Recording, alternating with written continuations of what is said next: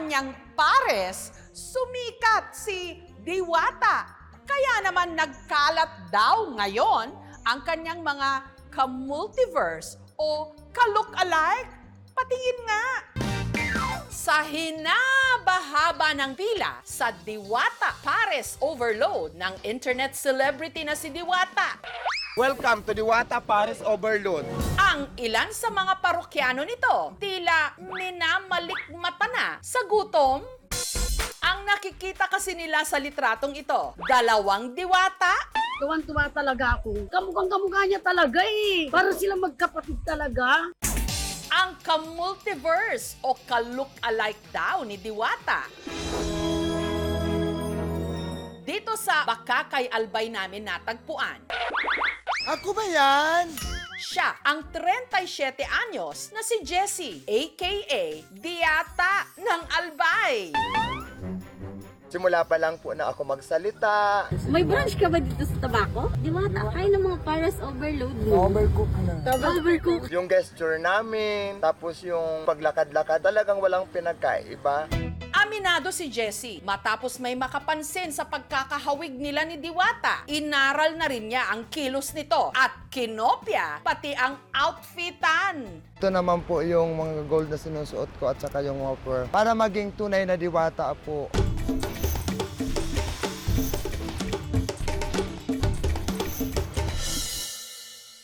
Kaibigan daw talaga ni Jessie ang unang nakapansin na meron siyang ka-look-alike. May kamukha ka! At nung pinagtabi na nga ang kanilang mga litrato, Hala, sabi ko, parang ako yata to. at dahil may tenga ang lupa at data ang mga akla, ang picture ni Jessie kumalat. May mga bumabati sa akin, Diwata, Diwata, pa-picture. Pinagsusundan po ako ng mga tao. Diwata pa, vlog naman kami. Gaya rin ni Diwata, pinatus din niya ang pagsali sa mga beauty contest. Nung sumali po ako, pinagbabato po ako doon ng kamatis. Kasi sobrang pangit ko daw. Kinukutsa nila ako. Napagbugbog pa ako sa labas. Kaya ang kinakarir niya ngayon para kumita, Pumapasok ako dito ng labada. Naglilinis ako ng bahay. Nagkakatulong-katulong po ako. Kung bigyan man po ako ng 100 at saka 1 kilong bigas, masaya na po ako. dito niya kasi kinukuha ang pantustos sa kanyang misis at 5 anak na supportive naman daw sa kanyang panggagaya. Kinasal kami year 2013. Sabi naman ng kaibigan ko, subukin mo. Manawagan ka. Baka sakaling pansinin ka. At sa isa sa mga live stream ni Diwata, laking gulat ni Jessie na meron siyang special mention. Sabi niya, alam mo, gumawa ka rin ng sarili mong content. Tulungan kita. Huwag mo lang ako masyadong gayahin. Sa paresan namang ito sa Angono Rizal, ang nagluluto, meron daw ka-carbon copy? Sa unang tingin, papasaraw siyang kalyanera o kamukha ni Diwata. Pero mas maliit daw at mas bata. Kaya pinansagan siyang Diwata Jr., ang 28 anyos na si Ellie. Sa mga customer po na pumupunta sa amin, halos lahat po sila nagsasabi na talagang halos kamukha ko daw po si Diwata. Napaisip din ako na baka meron kaming connection na sa relatives. Pero paglilinaw ni Ellie, hindi niya ginaya ang racket ni Diwata. 20 anyos pa lang daw siya. Hanap buhay na niya ang pagbebenta ng pares. Sa may pinagbuhatan, Pasig City po, dun po yung first time kong pagluluto ng pares. Stall po siya na maliit lang. Sa ngayon po, ako po yung mag-iisang buwan na rito. Ang trabaho ko po rito ay nagluluto ng pares overload po, tsaka papaitan. Nagmula sa kalangitan, lumagapak sa kalupaan, narito na sa inyong harapan ang nag-iisang diwata na mukhang kawatan. Kung si Diwata minsan naditine dahil sa kasong assault, si Ellie naman, 1 taong nakulong noon matapos mahulihan ng improvised na baril sa isang checkpoint. Sa loob po ng kulungan noon, hirap po ako makakain. Huwag pa iiralin masyado yung pakalamsi-kilamsi kasi napakahirap ng buhay sa loob. Nung nakalaya, itinuloy-tuloy na raw ni Ellie ang pagbabagong buhay. At pakiramdam niya, ngayon palang ngumingiti sa kanya ang tadhana. Nagkaroon po ako ng saya kasi parang kahit ganito lang na hindi ko inaasahan, bigla akong nagkaroon ng mga tao na napapasaya ko na sila kahit sa maliit na bagay. Ang masbate version naman ni Diwata na si Ronald. Nung una, walang kamalay-malay na bahagi na pala siya ng lumalawak na Diwata Multiverse hanggang sa kanyang homecoming o pagbabalik probinsya. Ako ba yan? May nagbubulong-bulungan. Uy, kamukha ni Diwata, oh. Pwede pa picture. Uy, kuya, kamukha niyo po si Diwata. Ano niyo po ba si Diwata? Kapatid niyo po ba? Kinalaunan, nakita na nga niya sa kanyang newsfeed si Diwata. Ito ata yung sinasabi ng mga bata na Diwata. Bigla po ako napangiti kasi kamukha ko nga siya. Parang kami magkambal. Mula mata, ilong, pati hugis ng mukha. Perfect. Diwata talaga ako. Shoutout sa aking kambal dyan, si Diwata. Nagva-vlog din siya. Kunwari mga Diyosa ng Encantadia. Tapos niligaw ko si Diwata doon para alokin ni Diwata ng Overload Pares. Pero ang talagang kahanga-hanga kay Ronald, kahit 38 anyos na, nag-back to school para sa pinapangarap niyang diploma. Nasa ikalawang taon na siya ng kursong vocational teacher. Nakikita ko po sa kanya yung sarili ko na sikap lang talaga sa buhay. Hindi nawawala ng pag-asa. Basta the way na wala ka naman na tatapakan na ibang tao. Laban lang sa buhay. Pero, what if ang tatlo magkita-kita? Crazy, di ba? Kaya nitong Biyernes, today is the day na mabubuo ang kanilang multiverse.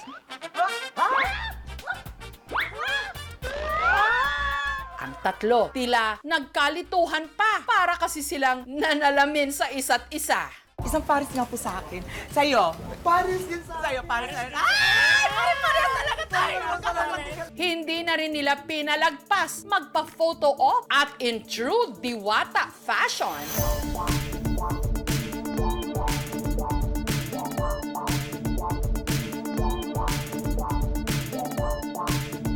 Sina Ellie, Ronald at Jessie nagbenta rin ng pares sa Malate. Ang dami nila, iba-iba mang version ng Diwata. Pasabog Silang ba? nanganganak. Tama. Magkakapares man ang mukha, kanya-kanya pa rin sila ng paraan kung paano aangat at magkakaroon ng natatanging pagkakakilanlan.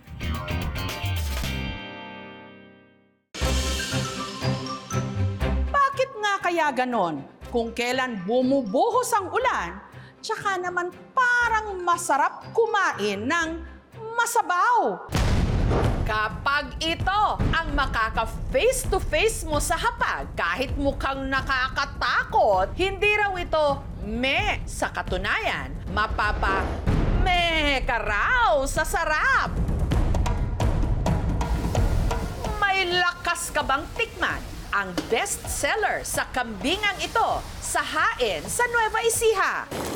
Ang sinampalukang ulo ng kambing. Sa mga Ilocano, inalsaman.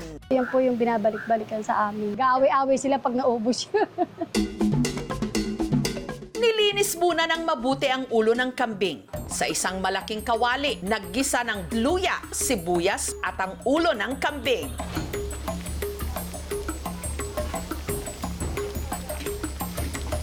Sunod na inilagay ang katas ng pinakuloang sampalok. Para po sumalab yung asin. Sikretong pampalasa raw ni Vanji. Sili, broth o ang pinaglagaan. At ang hilaw na mangga.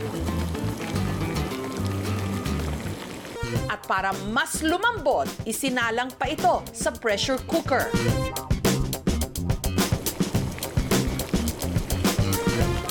Para paglambot niya, talagang talab na dun sa laman.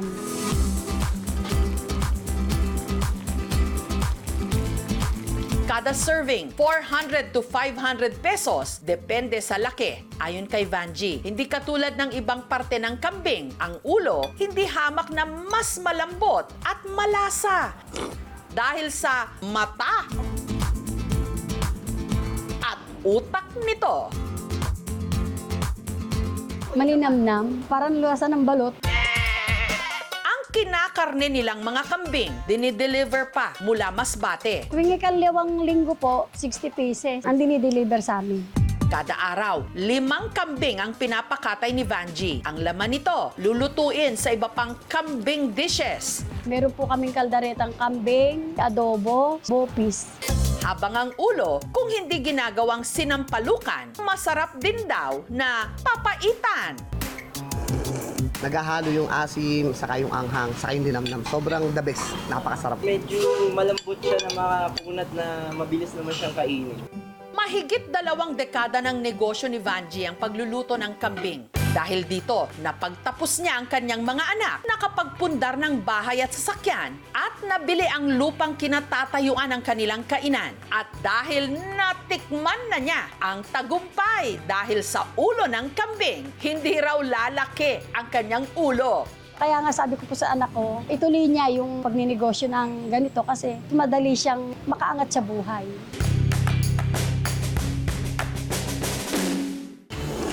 Pagdating sa pasarapan ng sabaw, ang pambato naman ng mga tigapako sa Maynila, kaya raw lumaban head to head. Ang main ingredient, ulo ng baboy. Ang tawag nila rito, bulalong ulo ng baboy. Yun ang mga tawag sa mga customer ko, bulalong baboy rin. Di, sige, bulalong baboy na rin.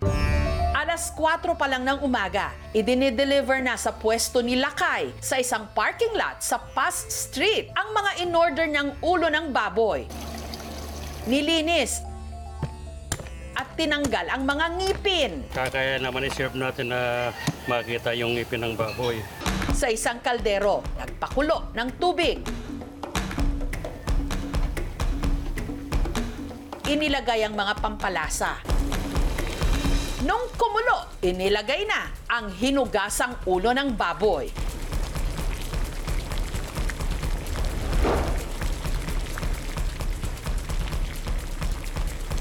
May isang oras din hanggang mapalambot mo yan. Pagsapit ng tanghali, ready to serve na ang mainit-init pang bulalong ulo ng baboy. Pag siniserve ko yan, binibigyan ko isang ulo, kaya karakalati lang. 210 pesos kada serving. Pangmasa, kumpara sa iba. Mas mura. Sarap doon yung mata, parang balot. Dahil sa kanyang bersyon ng bulalo, taas noong napag-graduate ni Lakay ang kanyang mga anak. Malaking tulong daw sa kanyang negosyo ang mga vlogger na ginagawang content ang kanyang luto. Wow! Ang gaano kalaki. Sa totoo nga, di ko maasikaso. Kakita ko na lang, naka-plus na ako dyan sa Facebook. Siyempre masaya at malaking tulong rin. Ito yung mga dati kong mga vloggers na kakarapit sa akin. Dati, ang naluluto niya raw ulo ng baboy kada araw. Maabot ng mga 100 rin. Panganang baboy, dinudumog ang mga taxi driver, mga delivery van. Pero tila inalat daw ang negosyo nung napilitan silang iwan ang original nilang pwesto sa Romualdez Street. Pinalis na kami doon, naghanap na kami ng malilipatan. Sa naghanap sa akin, puntahan lang ninyo ko dito sa Pass Street, harapan ng police station, sa loob ng parking lot. Napapakamot naman ang ulo sa kainang ito sa Mandaue City sa Cebu. Ganito kasi kalaki ang kanilang serving ng sinabawang ulo ng isda. Ang sabaw, only 1 tusawa sa halagang 80 to 200 pesos lang. Something's fishy? Wala. Galante lang daw talaga ang nilarang na ulo ng Blue Marlin ni Marivic. Katunayan, sa laki ng isineserve nilang ulo ng Blue Marlin, hiwalay ang pinaglulutuan nitong kaldero sa laman ng isda. Kada araw, 300 kilos ng Blue Marlin ang ibinabagsak dito sa pwesto ni na Marivic. Ang mga isda, nilinis, hiniwa at saka iniluto. Ka lang ng oil, lagyan mo ng ahos, loyal, espada, maraming kamatis, durugin mo na lang. Pagkatapos, lagyan ng maraming tubig. Pinakuluan ang laman at ulo ng Blue Marlin. O, larang na yun. Matag di mo ang unang kaunon kay tamis lami niya sustansyado po ni kaon mo. Taong 2000, 2009, sinimulan daw ni Marivic ang kanyang negosyo sa isang sidewalk sa Mandaue. Ang kanyang panimulang puhunan, 30,000 pesos. Yung 30,000, lahat na po sa gamit, sa pangbili ng mga matitinda. Fast forward to 2024, ang negosyong nagsimula lang sa sidewalk, meron ng 3 branches ngayon. Pagduha na ako katuig, diri nagtrabaho sa Will and Bake. Dari mo ko na punguhan o buhi sa akong mga pamilya. At ang puhunan ni Marivic noong 30,000 pesos, kinikita na lang niya kada araw. Mayroon naman po ka na pundar katulad ng pagtatapos ng 2 anak namin. Yung nakabili kami ng house and lot, nakabili kami ng sasakyan. Sobrang happy at sobrang blessed po kami, ma'am. Kasi yung tinda namin na simple lang ay nagugustuhan ng mga tao. Huwag nang pairalin ang init ng ulo. Humigop na lang ng mainit na sabaw. Bow! Thank you for watching, mga kapuso. Kung nagustuhan niyo po ang videong ito, subscribe na sa GMA Public Affairs YouTube channel. And don't forget to hit the bell button for our latest updates.